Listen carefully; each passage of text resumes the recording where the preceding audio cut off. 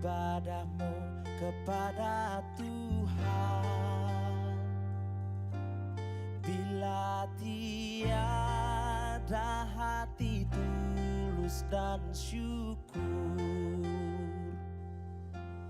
ibadah sejati jadikanlah persembahan. Ibadah sejati kasihilah sesamamu. Ibadah sejati yang berkenan bagi Tuhan. Jujur dan tulus, ibadah murni bagi Tuhan.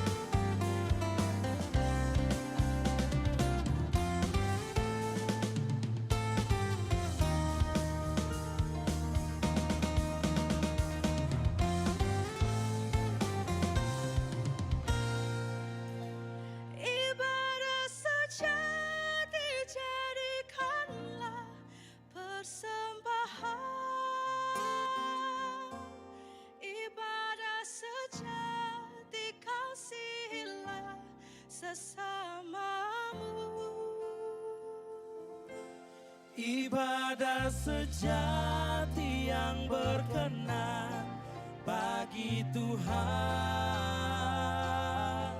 Jujur dan tulus, ibadah murni bagi Tuhan.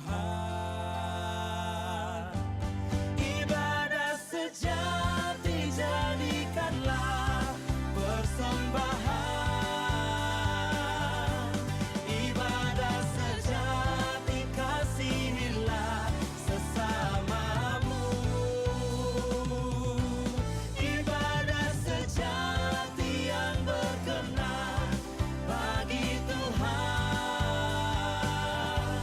Jujur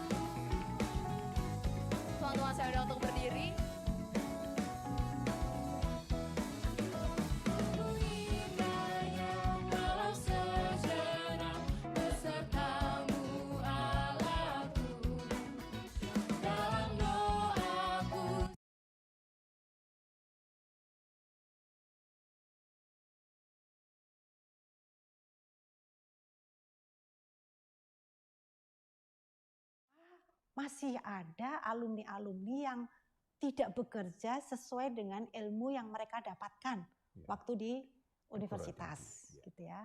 Bukan berarti ketika mereka berwirausaha itu tidak sukses, gitu.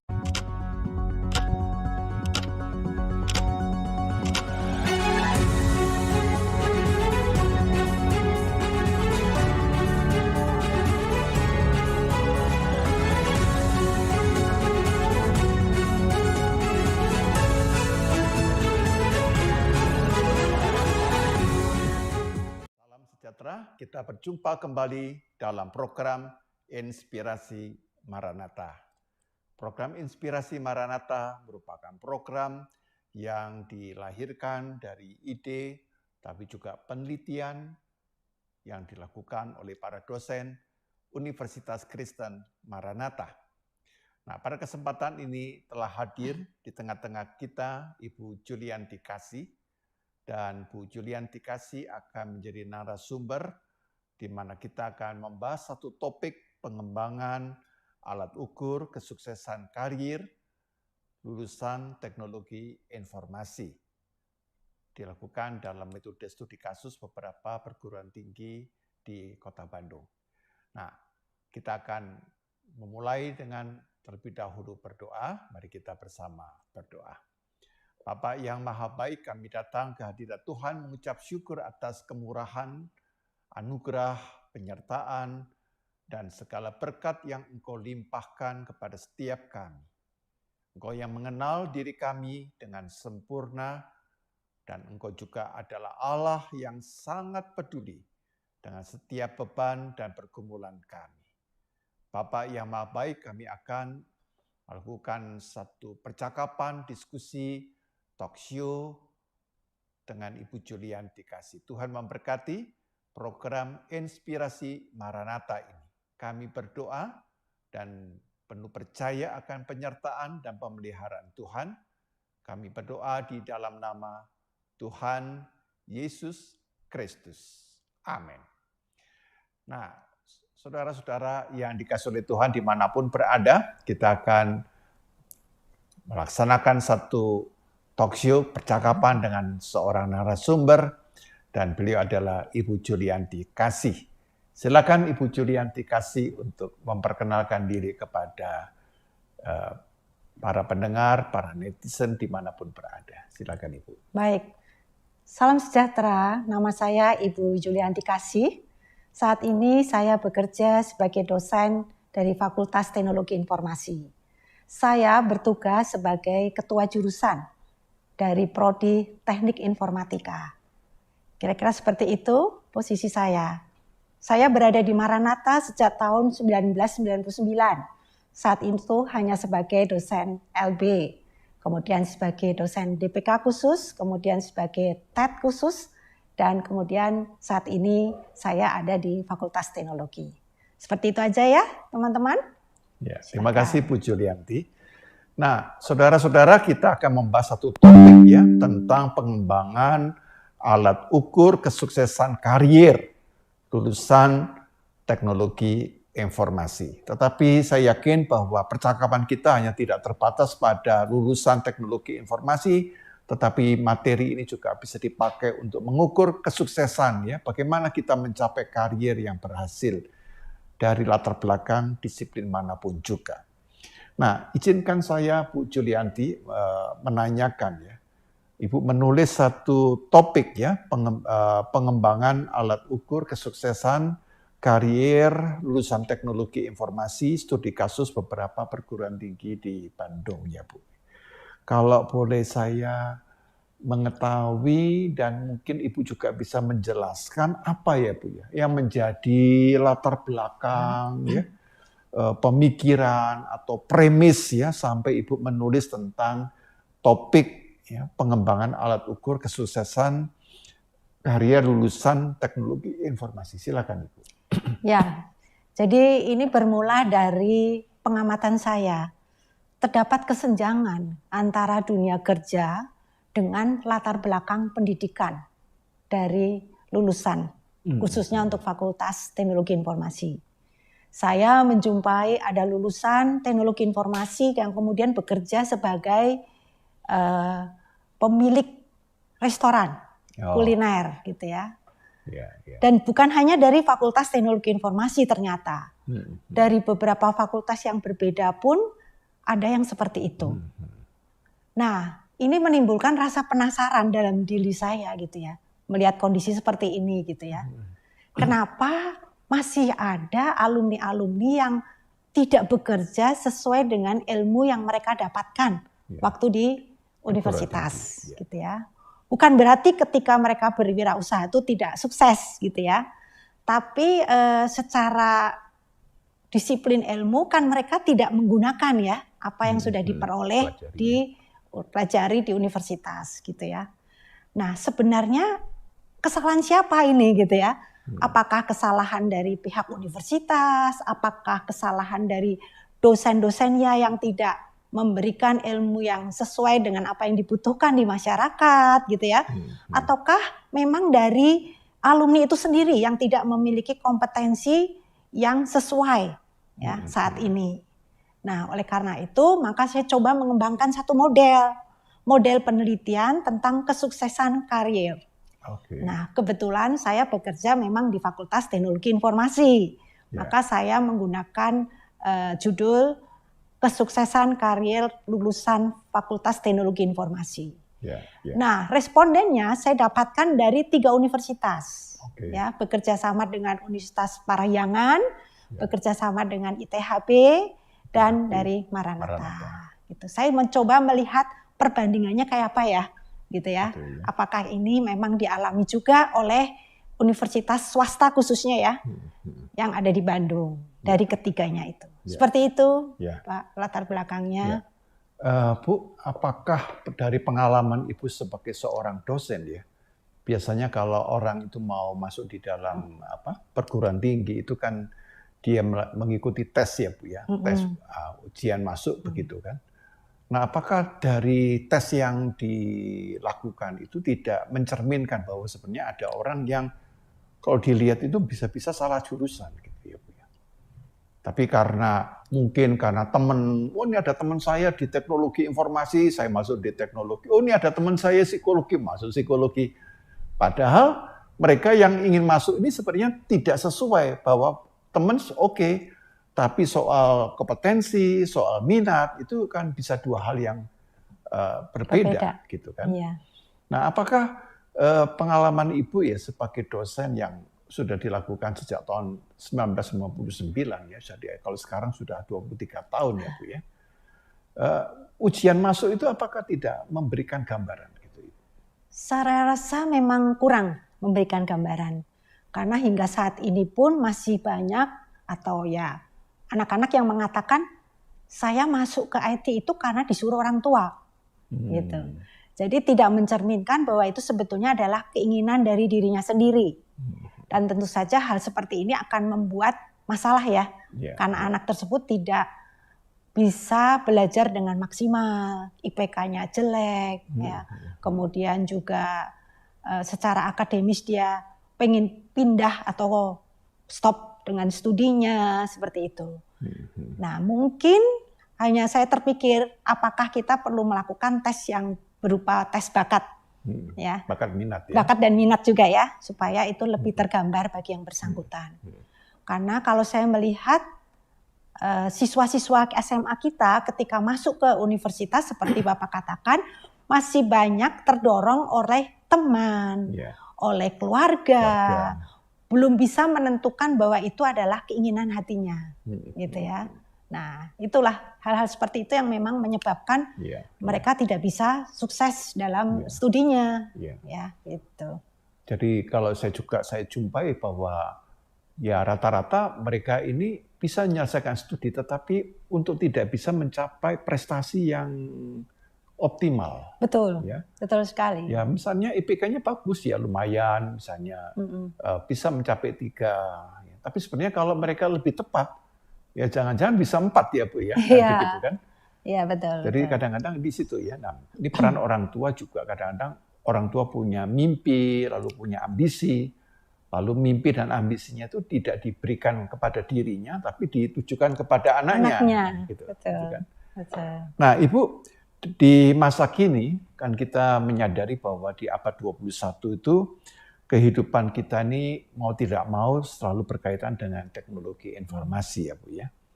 Karena itu kalau pada zaman sekarang seharusnya IT ya Bu ya, bidang-bidang IT ya, information technology itu merupakan satu kebutuhan yang sangat urgen gitu.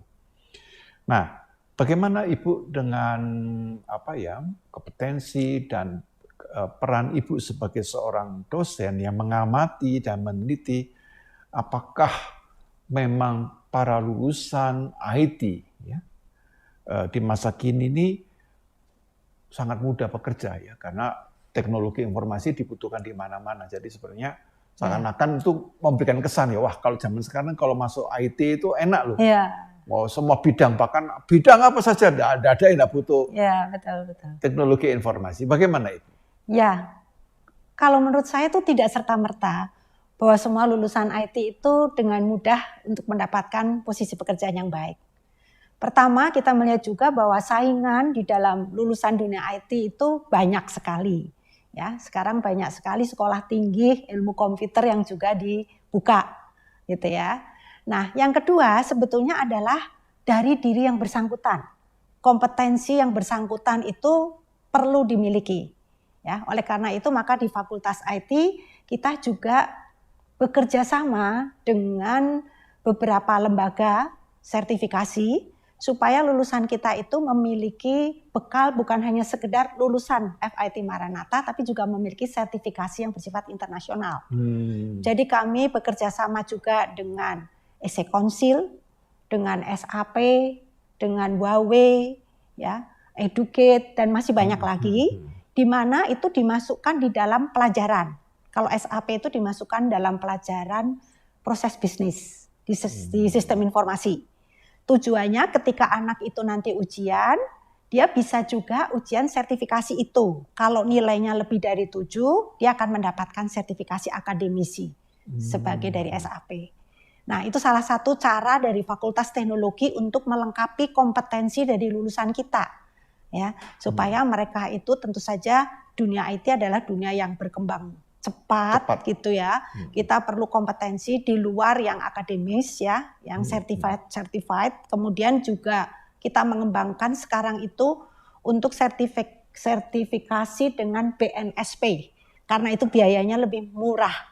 Gitu itu ya, tapi BNSP itu apa sih katanya? Ya, sebetulnya adalah Badan untuk Sertifikasi Nasional. Oh iya, Badan Sertifikasi Nasional. Ya, itu biayanya lebih murah. Kemarin kalau yang dengan internasional itu memang biayanya sedikit lebih tinggi, gitu ya. Tujuannya supaya makin banyak mahasiswa yang bisa mengikuti sertifikasi.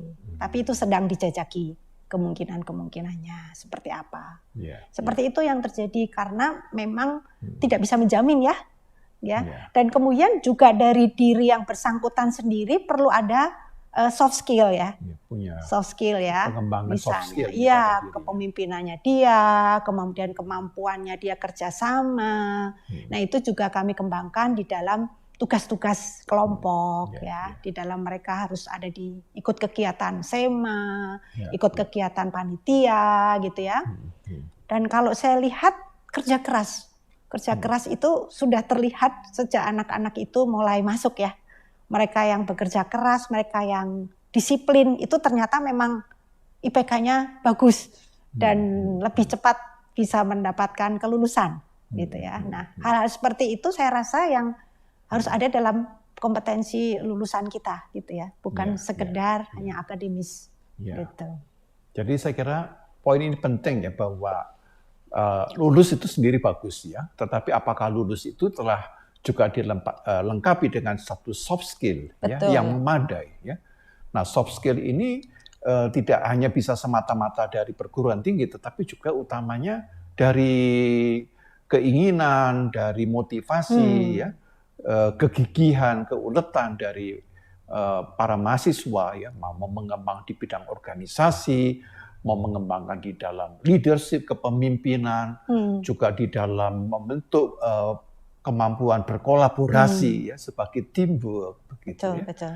Itu sangat penting karena dunia masa kini tidak hanya semata-mata IT-nya, gitu Iya. kan? Tapi di IT itu harus ada kaitannya dengan soft skill yang Betul. memang melengkapi dan menjadikan dia sosok pribadi yang menjadi pribadi yang unik dalam pengertian positif, ya, bahwa Betul. dia, wah, saya cari ini kalau yang seperti ini, gitu kan? Betul. Kalau hanya lulus ya IT saja ya tidak ada yang bisa menjamin. Betul. Ya. Betul. Bu, juga di dalam realita ya Bu, itu seringkali pekerjaan atau karya yang dilakukan itu kan tadi kita singgung sedikit ya Bu ya, tidak sesuai dengan kompetensi dan keahlian yang dimiliki gitu ya Bu ya. Tadi disebutkan ya bisa salah satunya soft skill gitu. Nah, tetapi dari pengamatan Bu Julianti ya, sejauh mana hasil penelitian itu menunjukkan bahwa dari ketidaksesuaian latar belakang pendidikan ternyata ya walaupun enggak dari bidang itu kok dia juga sukses gitu ya. Iya. Itu bagaimana Ibu ya? Kalau Ibu lihat. Iya, jadi memang seperti kita ketahui kalau kita tarik mundur ya Pak, bahwa ketika orang masuk ke dalam satu jurusan dia IPK bisa bagus.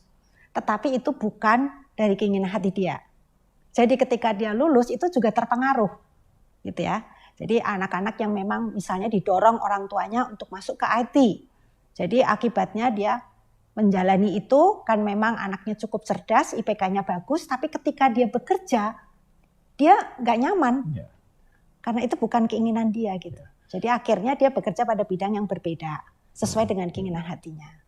Jadi kalau saya melihat sebetulnya ada faktor subjektif ya dalam diri seseorang. Ya, bagaimana dia merasa puas dalam bekerja, kemudian bagaimana dia bisa mengaktualisasikan diri dalam pekerjaan, itu akan menentukan kesuksesan dia gitu. Ya, jadi di dalam penelitian saya memang juga faktor-faktor itu saling mempengaruhi, gitu ya. Mereka yang memiliki pekerjaan yang menantang, begitu ya, walaupun itu bukan bidang dia, gitu ya, dan merasa itu mendapatkan kompensasi yang dia inginkan lebih dari bidang latar belakang pendidikan dia, gitu ya, dia bisa sukses karena itu memang sesuai dengan hati dia, sesuai dengan keinginan dia, gitu ya. Walaupun dia latar belakangnya tidak sesuai. Gitu. Jadi banyak faktor sebetulnya untuk melihat kesuksesan dari seorang lulusan IT, gitu ya, kesuksesan tersebut. Nah, sayang sekali ya kalau kadang-kadang orang tua itu punya mimpi, ya, lalu dikaitkan dengan ambisi, lalu dipaksakan kepada anak ini, ya. Itu. Dan memang bersyukur bahwa anaknya cukup cerdas sehingga lulus. IPK-nya tuh bagus. Tetapi IPK yang bagus itu tidak lahir dari panggilan hidupnya. Betul. Ya, jadi ada satu kata penting kalau saya tangkap di sini para pemirsa, yaitu calling. Ya. Panggilan itu satu nilai yang penting. Ya. Betul. Jadi panggilan itu bahkan bisa menggerakkan orang melakukan sesuatu yang mungkin dia sebenarnya tidak mau, tapi karena terpanggil ya Bu ya, menjadi optimal gitu ya. Tapi kalau orang tidak terpanggil, ya karena itu satu kata kunci. Ya. Apakah hidup dari setiap kita, anak-anak kita atau cucu-cucu kita di dalam melakukan satu studi itu lahir dari panggilan. Jadi kita harus menanamkan atau memberikan inspirasi bagaimana mereka itu dapat melakukan karena panggilan. Ya. Nah, boleh saya cerita sedikit sharing tentang anak saya. Jadi ketika dia lulus SMA, kemudian dia ingin mengambil satu jurusan, dia nggak mau ke ITB, nggak mau ke Unpad, hanya mau ke Maranatha. Dan kebetulan saat itu memang dibuka untuk bisa masuk tanpa tes, ya, ke sistem komputer. Karena saya memang melihat anak saya itu suka sesuatu yang bersifat hardware, ya, suka bongkar-bongkar gitu ya. Jadi pada waktu masa kecil suka bongkar, tapi nggak bisa kembaliin. Jadi berantakan kan. Kemudian saya pernah memanggil seorang lulusan elektro untuk mengajari dia gimana sih bikin PCB, bagaimana sih bikin, dan dia kelihatan sangat antusias gitu. Sudah terlihat bakatnya memang ke arah situ. Dan ketika dia mengambil keputusan saya mau mengambil ke Siskom. Kami sempat memberikan saran, kenapa nggak coba yang lain juga gitu ya. Tapi dia bersikukuh ke situ. Dan kemudian kami mengalah karena kami melihat ya hatinya di situ. Dan masuk ke situ, sudah lulus dan sekarang dia bekerja membuka sebuah bisnis untuk laptop ya, untuk pembenaran laptop, untuk alat-alat yang TV dan macam-macam, dan cukup berhasil. Dan sudah mendirikan CV juga gitu ya. Jadi kami melihat rupanya peran orang tua itu jangan terlalu membatasi. Jangan terlalu mendorong seseorang anak untuk menuju suatu jurusan yang kita inginkan. Karena itu adalah hidup mereka. Itu adalah diri mereka. Itu adalah panggilan mereka. Jadi kita mendukung, mereka akan sukses. Dan mereka akan merasa nyaman. Karena itu sesuai dengan hati dia. Bukan sesuai dengan hati papa mama. Begitu ya. Nah itu salah satu contoh dari anak saya gitu ya. Bukan merasakan saya merasa saya sudah bisa mendidik mereka dengan baik gitu ya. Tapi ketika melihat hal itu kita sempat ragu juga gitu ya. Kita sempat mendorong, ayo jangan di situ gitu ya.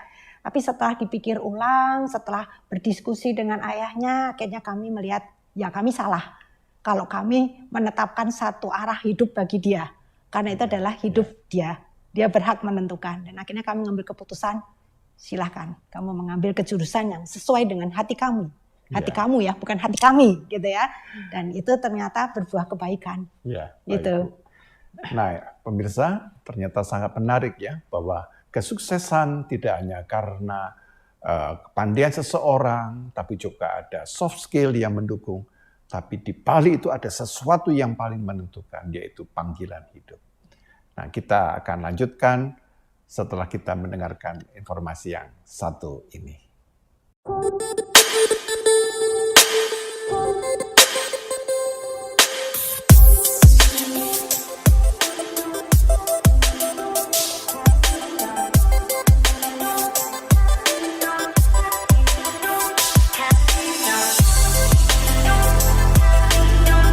Halo, perkenalkan nama saya Kevin Kurniawan. Saat ini saya adalah co-founder dari Decoding Indonesia. Decoding adalah sebuah platform untuk membantu developer lokal di Indonesia.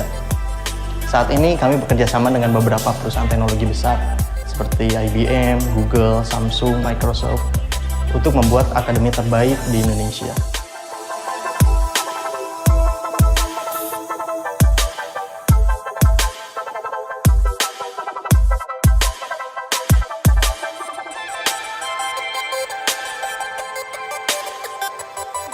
Saya IT Maranatha. Kembali kita berjumpa di segmen kedua, di mana kita bicara mengenai kelulusan di perguruan tinggi dalam bidang teknologi informasi. Nah, saudara-saudara, kita ingin mengetahui bagaimana ya seseorang itu sukses di dalam bidang studinya. Nah, biasanya Bu, idealnya itu di perguruan tinggi kan ya semua perguruan tinggi menginginkan bahwa para lulusannya ya dapat bekerja sesuai dengan latar belakang dan kompetensi yang dipelajari dan mereka sukses gitu kan. Nah, tapi untuk ke sana Ibu ya, itu kan hanya semacam harapan ya, semacam upaya gitu. Nah, kalau boleh saya bertanya Bu, langkah-langkah apa ya yang harus ditempuh oleh setiap perguruan tinggi untuk mencapai tujuan tersebut setelah Ibu bandingkan tadi dengan Unpar, kemudian ITHB, lalu juga dengan Maranatha, tapi kan ada satu benang merah itu bagaimana untuk mencapai langkah-langkahnya itu. Iya. Ya, memang untuk melaksanakan tugasnya dengan baik itu perguruan tinggi kan diakses ya Pak oleh Badan Akreditasi Perguruan Tinggi yang dulu dinamakan BANPT. Nah, ada 9 standar untuk itu. Walaupun sekarang sudah berubah menjadi bentuk LAM. Untuk fakultas teknik, LAM teknik. Untuk fakultas IT itu LAM Infocom. LAM. Ya, dengan badan-badan tersendiri, lembaga. Ya. Untuk ekonomi itu LAM Memba. Nah, mereka memiliki 9 standar. Di mana 9 standar itu harus ada asasnya gitu ya. Asasnya yang disebut PPEPP. Apa itu Bu? Jadi ada penetapannya itu berdasarkan dokumen-dokumen yang ada, ya. Kemudian ada pelaksanaannya seperti apa, ada evaluasinya, kemudian ada pengendaliannya, controllingnya, dan peningkatannya seperti apa. Jadi 9 standar itu harus memenuhi PPEPP itu. Ya, jadi 9 standar itu kan ada visi misi ya, ada pengelolaan tata pamong, ada kemahasiswaan, ada pembelajaran, keuangan, penelitian, pengabdian, sampai dengan luaran. Nah, perguruan tinggi sendiri memang harus memenuhi itu semua, gitu ya. Jadi saya rasa tergantung dari komitmen dari perguruan tinggi tersebut ya. Ketika dia melakukan asesmen seperti itu, memang dia akan melihat bahwa semuanya itu sesuai atau enggak. Kalau dia bisa mendapatkan akreditasinya unggul misalnya, berarti dilihat memenuhi syarat semuanya, gitu ya. Nah, hal seperti itu yang memang perlu kita lihat khususnya untuk asesmen di prodi ya, di program studi ya. Program studi nanti FIT juga akan mengadakan akreditasi dengan LAM-LAM tadi bulan Januari gitu ya, tahun depan. Jadi kita sedang menyusun, mudah-mudahan bisa mendapatkan yang terbaik, itu harapan kita sih. Ya, tapi usaha ke arah itu memang ada ya, kita usaha ke arah itu kita lakukan dengan seluruh dosen ikut juga bekerja sama ya. Jadi itu merupakan salah satu langkah dari fakultas. Kemudian harus diikuti juga dengan langkah dari perguruan tinggi sendiri ya, supaya semuanya sesuai dengan standar yang ada dan mencapai hal yang unggul ya, seperti itu. Jadi prosesnya tidak mudah, tetapi di perguruan tinggi pun juga sedang berjuang ya Bu ya. Betul, tidak ada perguruan tinggi yang sudah stabil begitu, tetap harus ada. Walaupun dia sudah unggul kan tetap harus bagaimana mempertahankan unggulnya itu sendiri kan tidak mudah. Ya, betul. Orang mencapai unggul bisa, tetapi mempertahankan unggul itu juga membutuhkan satu effort yang besar begitu ya. Nah Bu, di dalam perguruan tinggi kan kita tahu memiliki Renstra ya Bu ya, ada rencana strategis ya. Dan rencana strategis yang Ibu tulis itu berkaitan dengan 4 konstruk gitu ya, konstruk ya. Ada komitmen perguruan tinggi, lalu yang kedua ada kompetensi dosen, di samping itu juga ada kompetensi karier dan kesuksesan karier ya. Nah dari 4 konstruk ini bagaimana Ibu menjelaskan kepada para pemirsa sehingga kita ini melihat bahwa dunia perguruan tinggi ini benar-benar satu dunia yang tata kelolaannya ya, dan sistematika strateginya itu betul-betul membutuhkan satu pemikiran yang sangat-sangat mendalam. Silakan Ibu. Ya, jadi dalam penelitian saya itu menggunakan 4 variabel. Ya, 4 variabel itu yang pertama itu adalah tentang komitmen dari perguruan tinggi. Nah, kalau dihubungkan dengan Renstra, itu hubungannya dengan Renstra nomor 1. Sasaran strategisnya adalah good university governance, good governance. Good governance. Ya, jadi bagaimana suatu perguruan tinggi itu menjaga standar dalam bidang SDM-nya, dalam fasilitasnya, dalam mutunya, gitu ya. Nah itu di dalam penelitian saya masuk di dalam variabel tentang berkomitmen perguruan tinggi. Ya. Yang kedua, variabel yang saya gunakan itu adalah kompetensi dosen. Kompetensi dosen sendiri dalam sasaran strategis universitas itu termasuk di dalam standar SS2 tentang sumber daya, ya, bahwa universitas atau perguruan tinggi itu perlu meningkatkan sumber daya, dan dalam hal ini adalah sumber daya dari dosen. Ya. Nah, kemudian yang ketiga, konstruk yang saya gunakan atau variabel yang saya gunakan itu kompetensi dari lulusan sendiri. Ya. Lulusan. Nah, ini sesuai juga dengan Renstra dari perguruan tinggi tentang keunggulan dari profil lulusan. Ya, itu lulusan. Standar 4 SS4 gitu ya.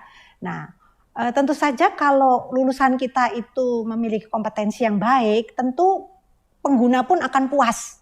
Gitu ya. Pengguna sendiri akan melihat dari segi positif, persepsi positif, oh lulusan FIT Maranatha itu memang bagus gitu ya. Nah, ini saya ada sedikit cerita tentang hal ini gitu ya.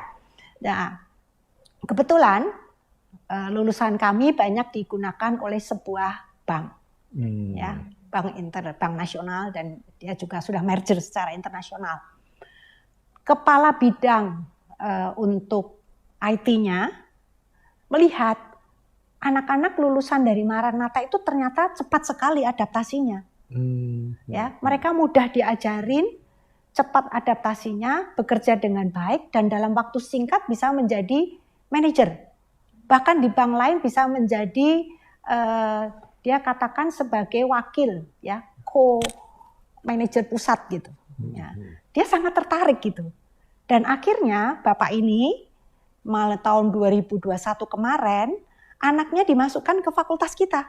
Nah, gitu ya, karena dia memberikan kesan bahwa lulusan Maranatha itu luar biasa. Saya sempat bertanya kenapa Bapak nggak masukin ke fakultas ke universitas lain gitu kan? Banyak sekali kan ya universitas lain yang mempunyai fakultas teknologi informasi, tapi dia mengatakan seperti itu. Saya melihat lulusan Maranatha itu berbeda. Berbeda secara kompetensi, dia memiliki hal yang lebih. Oleh karena itu saya menyerahkan pendidikan anak saya ke Maranatha. Nah, itu sedikit membuat kita bangga ya, seneng gitu ya, ternyata ada yang dipercaya oleh pengguna kita. Bahkan Bapak itu melanjutkan lagi. Kemarin ya kita merubah, jadi pusat dari IT itu dirubah ke BSD di Jakarta. Dan saya dibantu oleh lulusan dari Maranatha dan hasilnya memuaskan.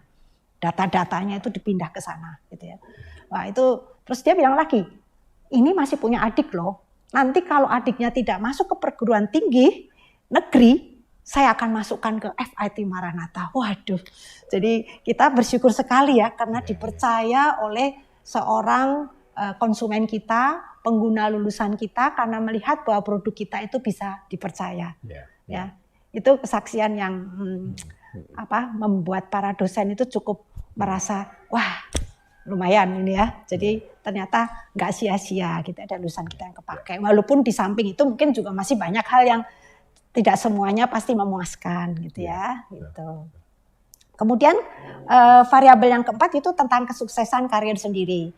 Otomatis kalau pengguna kita merasa puas, otomatis dia akan mencoba meningkatkan jabatan ya dari para lulusan tersebut kan. Nah, kalau dia jabatannya naik, dia kemudian bekerja dengan baik, tentu saja dianggapnya sebagai karirnya itu sukses. Itu variabel keempat yang saya gunakan dalam penelitian itu. Seperti itu, Baik, Pak Pendeta. Jadi ada 4 konstruk yang penting ya, yaitu komitmen perguruan tinggi, lalu ada kompetensi dosen, ada kompetensi dari lulusan itu sendiri, dan tentunya kesuksesan karir ya.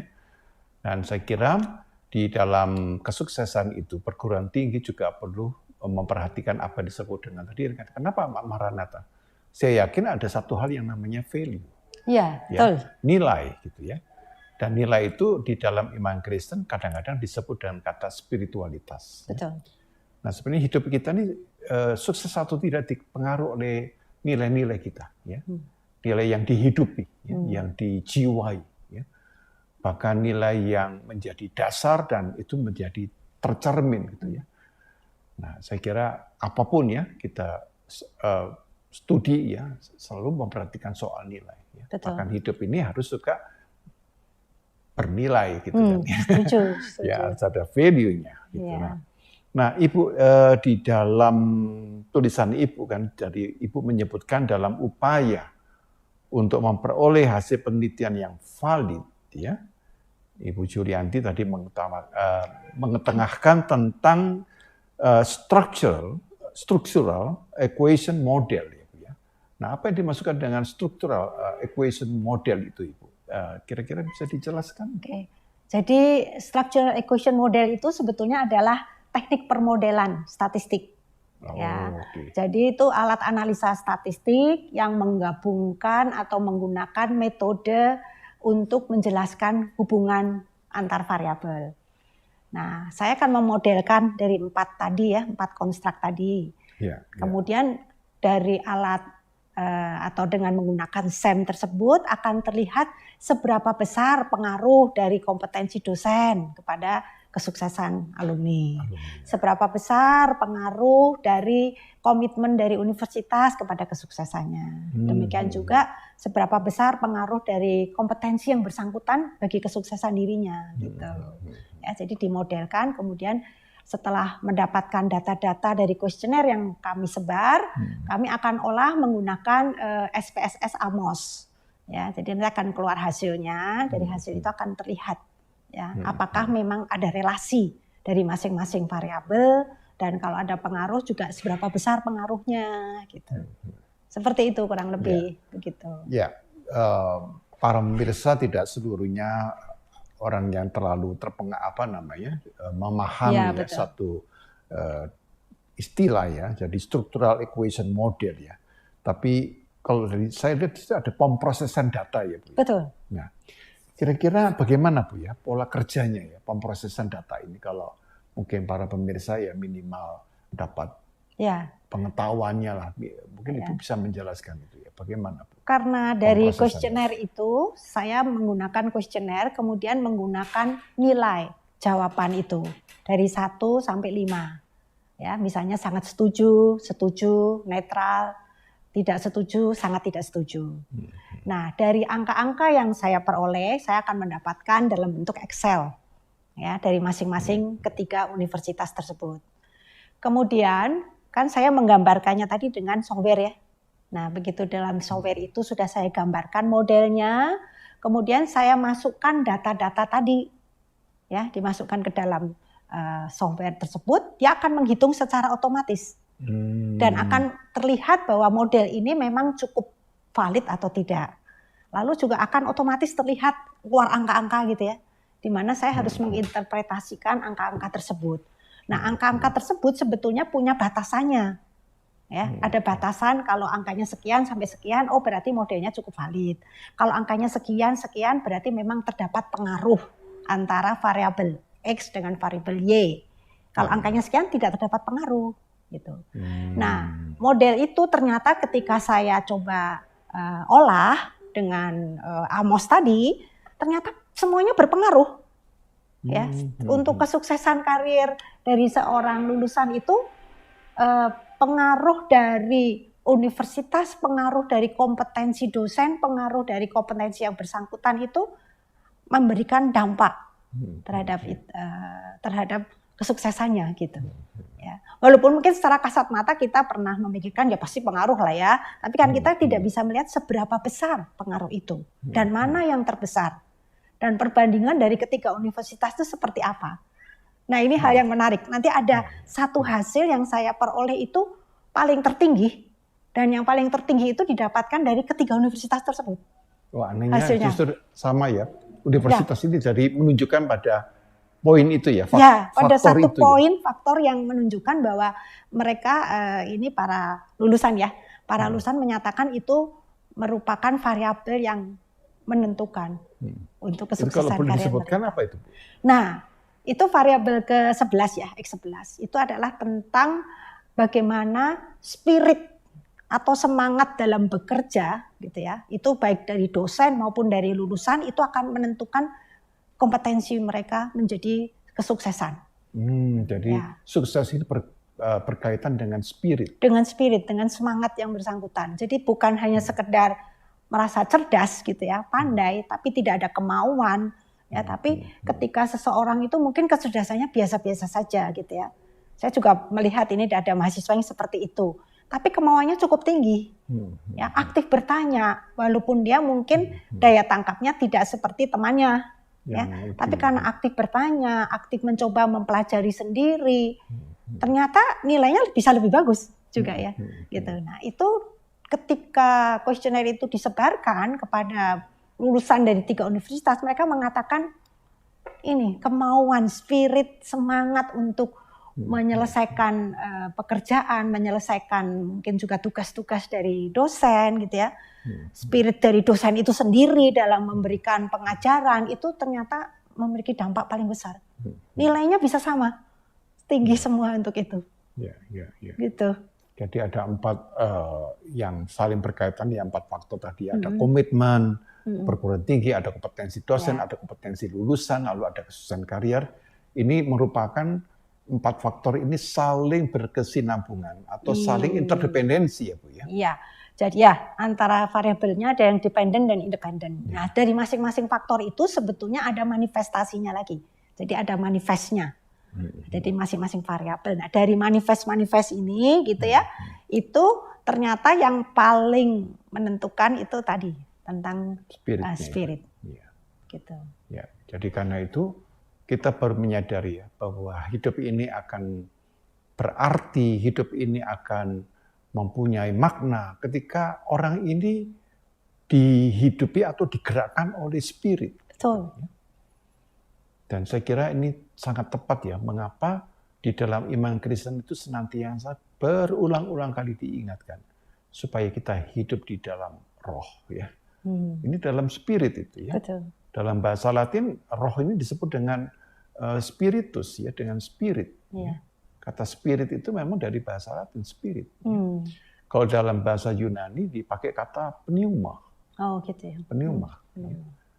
Nah, pneuma itu mengejawanta di dalam soma. Soma ini bukan daging, kebertubuhan ini. Jadi kebertubuhan ini baru bisa berfungsi kalau digerakkan oleh spirit, oleh pneuma. Betul. Nah, pneuma ini akan bisa digerakkan kalau ada pneuma yang ilahi itu. Jadi ada pneuma ilahi menggerakkan pneumanya manusia. Nah, ini kemudian menggerakkan Jadi pendorong gitu ya. kebertubuhan kita, ya, sehingga kebertubuhan ini melakukan sesuatu yang bisa melampaui itu ya. Jadi kalau kita lihat tuh kadang-kadang pergi ke misalnya ke Turki atau Yunani, kita heran sekali membangun biara itu di puncak-puncak yang sangat sulit, orang naik aja susah. Betul. Tapi kok bisa ya ada orang bangun sampai di tempat itu ya. Itu bangunnya ya. Lalu tiap hari mereka harus pakai tali gitu kan. Naik. Dan itu dilakukannya dengan begitu ringan, dengan begitu biasa. Ya, tapi apa sebabnya? Spirit. Betul.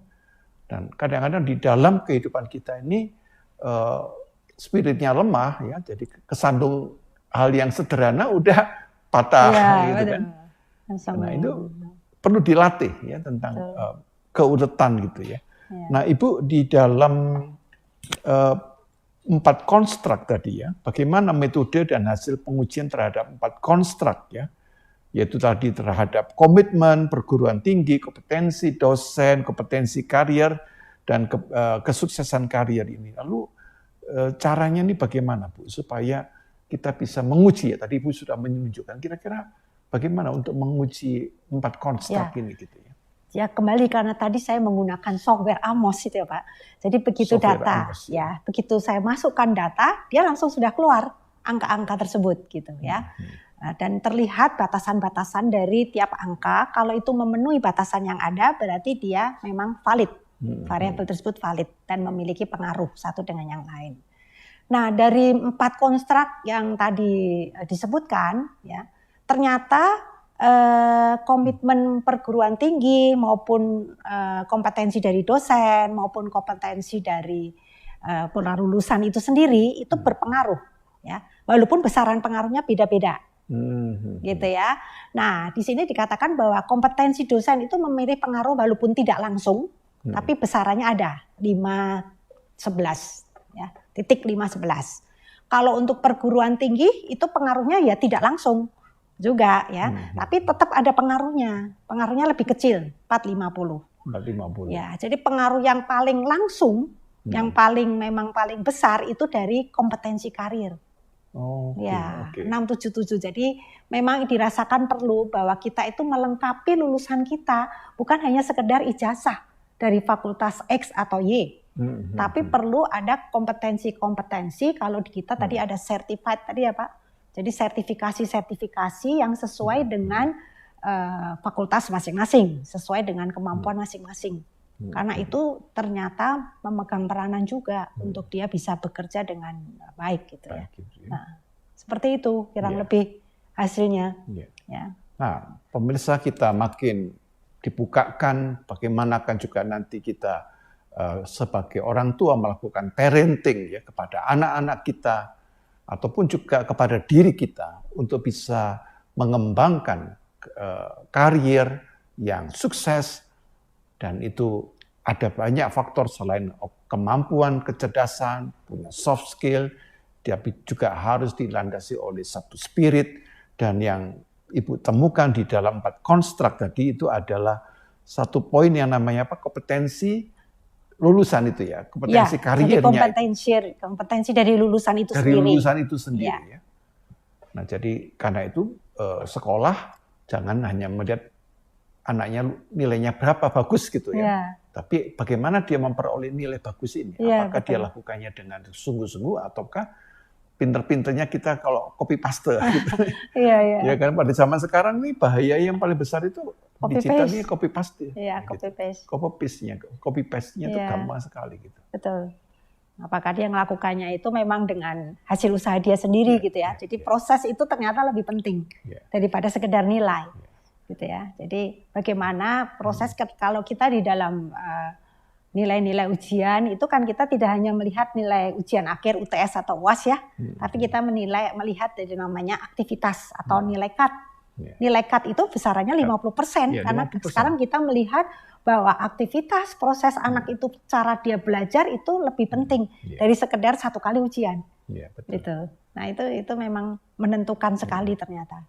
Jadi karena itu kalau saya di kelas itu tiap minggu itu selalu ada nilai, Bu. Betul. Iya, iya. Tugas KAT-nya itu tiap minggu, Bu. Iya, Gitu betul. kan.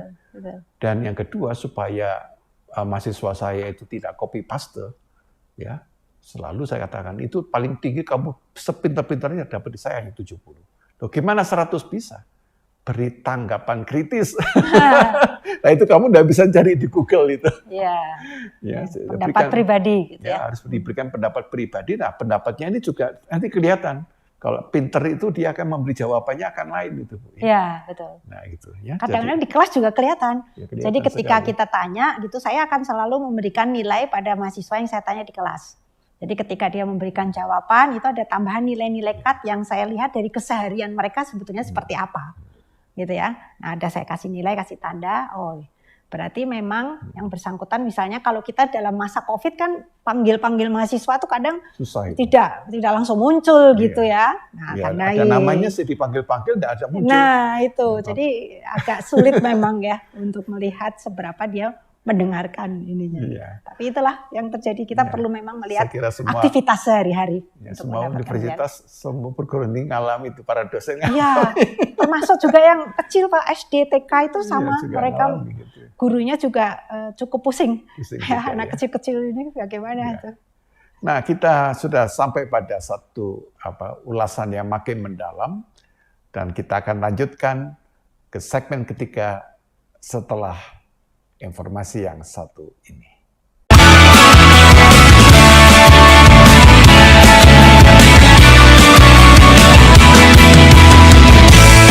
Bapak, Ibu, dan saudara sekalian, jangan lupa saksikan Inspirasi Maranatha setiap hari Senin pukul 7 malam di platform YouTube Ice Dream Studio.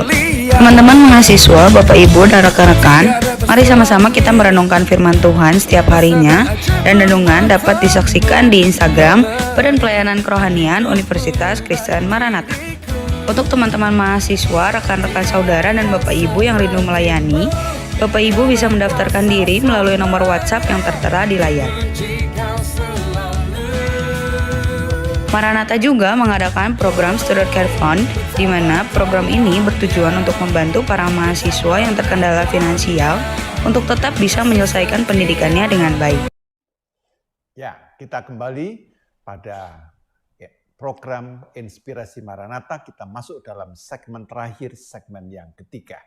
Nah, Ibu tadi di dalam 4 konstruk tadi ada kompetensi dosen, juga ada penetapan dari perguruan tinggi, ada juga kesuksesan lulusan dan juga kesuksesan karier ya Bu ya. Ya. Yang keempat itu ya. Nah, kalau boleh saya tahu Bu, kira-kira supaya kita sebagai perguruan tinggi ya, dan ini saya kira bisa tidak hanya diikuti oleh UK Maranatha, tapi juga dari berbagai perguruan tinggi. Kita sekarang membutuhkan satu tuntutan bahwa dosen ini harus punya kemampuan atau keahlian lebih tinggi daripada tahun-tahun sebelumnya. Ya. Jadi bahkan sekarang ini keahlian ini tidak bisa berhenti pada satu tahap gitu ya. Tapi dia harus mulai bisa dieksplorasi lebih luas lagi. Bagaimana Ibu dalam memahami tentang tuntutan atau kebutuhan keahlian lain dari para dosen-dosen kita ini? Ya, saya rasa memang para dosen sendiri tidak cukup hanya dengan gelar S2 atau S3. Gitu ya. Jadi perlu dia memiliki juga sertifikasi-sertifikasi yang lain.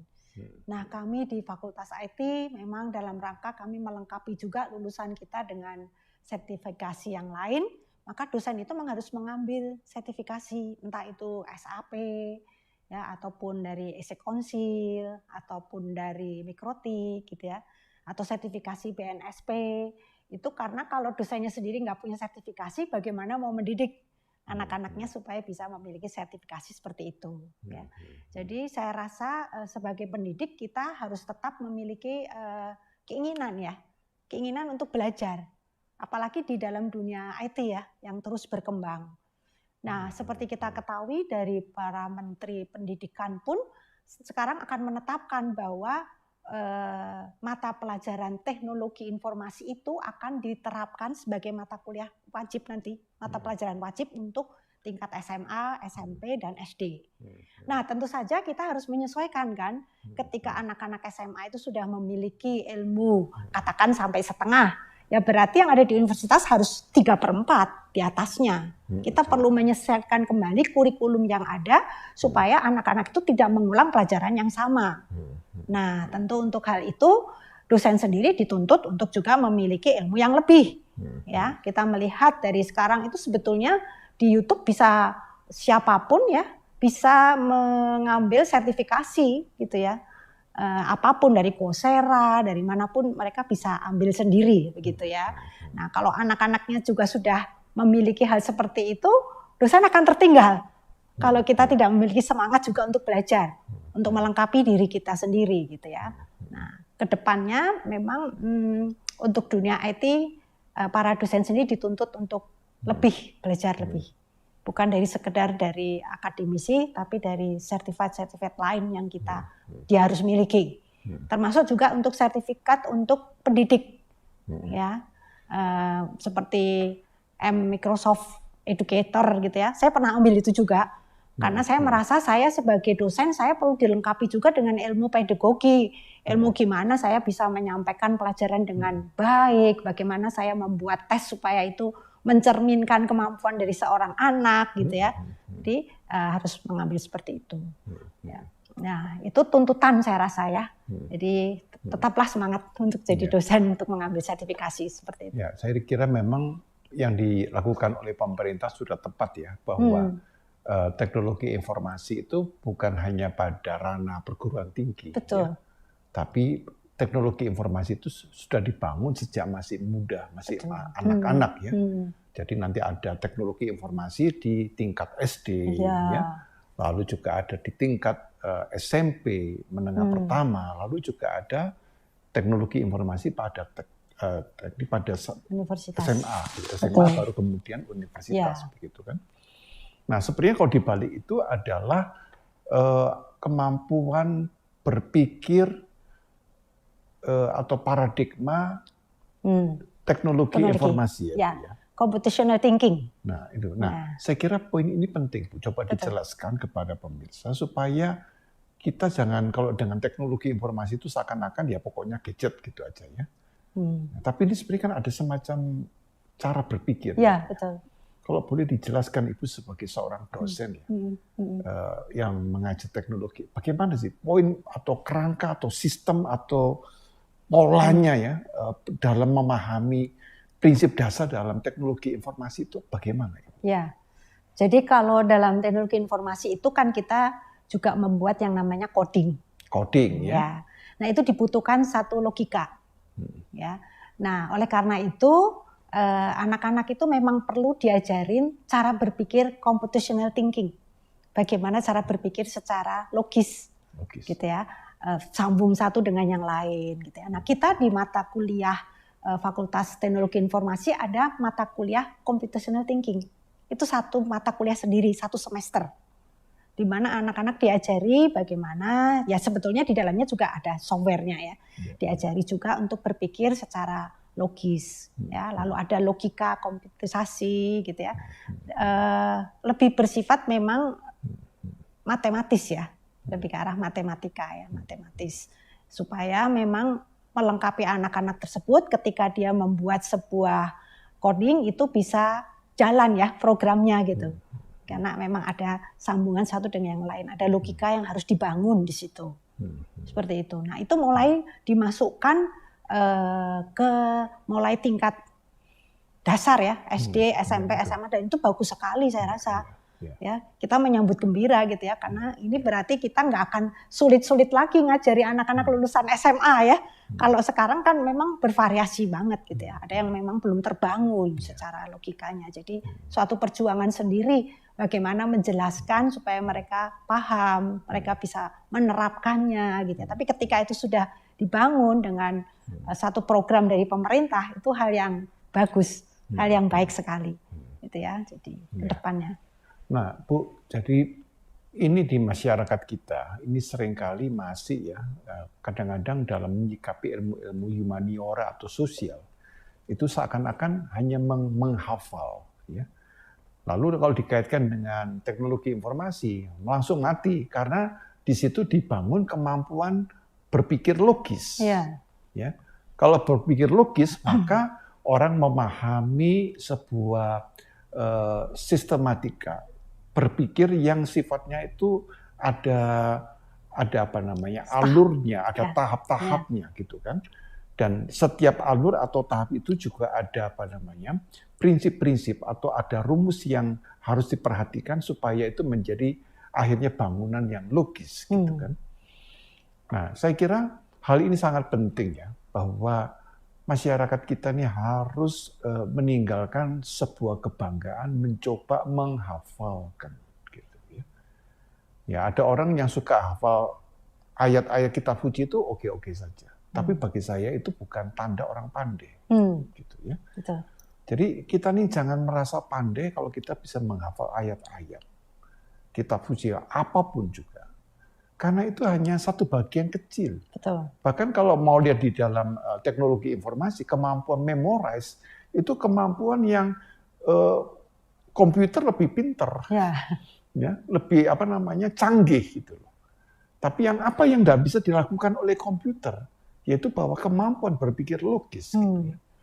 Nah, saya kira banyak hal di dalam kehidupan kita ini penyelesaiannya tidak bisa dengan baik karena kita tidak terbiasa untuk menyelesaikannya dengan logis. Ya, kita seringkali menyelesaikan.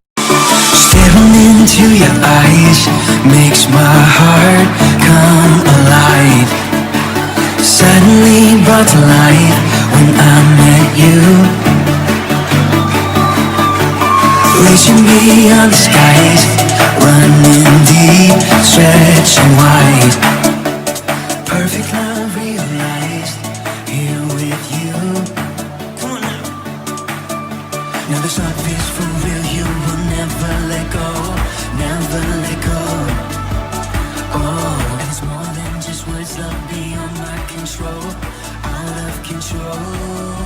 Hands up. This is real love. This is real love. This is real love, this is real love.